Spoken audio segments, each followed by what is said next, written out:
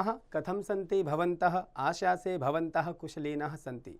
प्रिय विद्यार्थिनः, अद्य वयं पठामः अस्माकं प्रथमः पाठः यस्य नाम कारकः। प्यारे विद्यार्थियों, कैसे हो आप? आशा करता हूँ आप बहुत अच्छे होंगे। आइए आज हम हमारा प्रथम पाठ प्रारंभ करेंगे जिसका नाम है कारकः अर्थात कारक। प्यारे विद्यार्थियों, यहाँ पर हम सबसे पहले कारक के विषय में जानेंगे कि कारक कहते किसको हैं। संज्ञा, सर्वनाम आदि शब्दों का क्रिया से संबंध बताने वाले शब्द रूप को कारक कहते हैं। संस्कृत में कारक को विभक्ति भी कहते हैं। कारक अथवा विभक्ति के निम्न भेद हैं। आइए हम इसको पढ़ते हैं। विभक्ति, कारक और विभक्ति चिन्ह। सबसे पहले पढ़ेंगे प्रथमा, अर्थात यहाँ पर प्रथमा दी गई है जिसको कहते हैं कारक के रूप में कर्ता और इसका चिन्ह होता है ने। अब मैं आपके समक्ष क्रमशः पढ़ता जाऊंगा, आप ध्यानपूर्वक सुनेंगे। द्वितीया कर्म को, तृतीया करण से के द्वारा, चतुर्थी संप्रदान के लिए, पंचमी अपादान से अलग होने में, षष्ठी संबंध का, की, के, रा, री, रे, ना, नी, ने, सप्तमी अधिकरण में, पर, पे, संबोधन, संबोधन, रे, हे, अरे, भो, ओ। प्यारे विद्यार्थियों, यहाँ पर आप इस बात का जरूर ध्यान रखिएगा कि प्रथमा और संबोधन को एक ही रूप में माना जाता है। आइए अब हम आगे पढ़ते हैं जिसमें कहा कि काम करने वाले को कर्ता कहते हैं।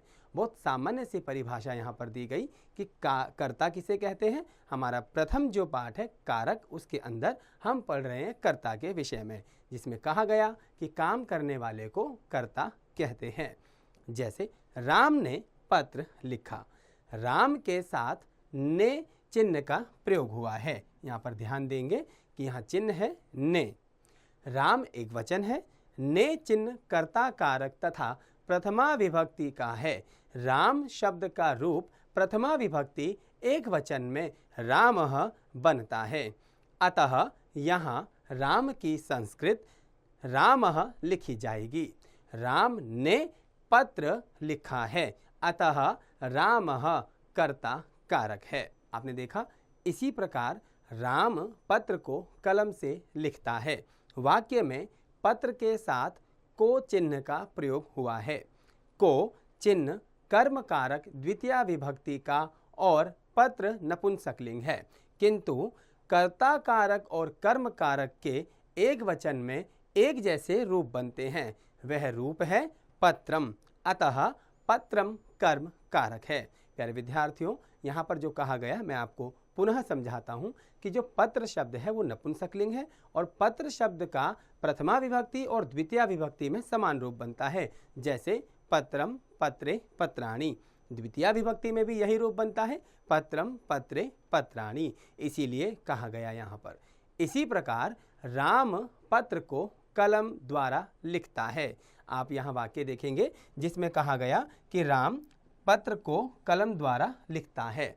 तो अब इसमें आगे देखें, कहा गया कि वाक्य में कलम के साथ द्वारा चिन्ह का प्रयोग हुआ है। द्वारा करण कारक तृतीया विभक्ति है और एक वचन में कलम की संस्कृत होती है कलमेना। प्यारे विद्यार्थियों, इसी प्रकार लिखता है क्रिया है जो कि राम के लिए प्रयुक्त हुई है। लिखता है वर्तमान काल की क्रिया है। राम एक वचन प्रथम पुरुष है, जहां लिखता है कि संस्कृत होगी लिखती होगी। अतः राम पत्र को कलम द्वारा लिखता है, वाक्य की संस्कृत होगी रामः पत्रम कलमेन लिखति, अर्थात राम पत्र कलम के द्वारा लिखता है। इस प्रकार यहाँ पर इसकी संस्कृत होगी। प्यारे विद्यार्थियों, मैं आशा करता हूँ कि आपको यहाँ पर कर्ता कारक अर्थात जितने भी कारक दिए गए हैं वे सभी समझ आए होंगे। आइए आप सभी इनको एक बार पुनः दोहराएंगे और इसका अभ्यास जरूर करेंगे।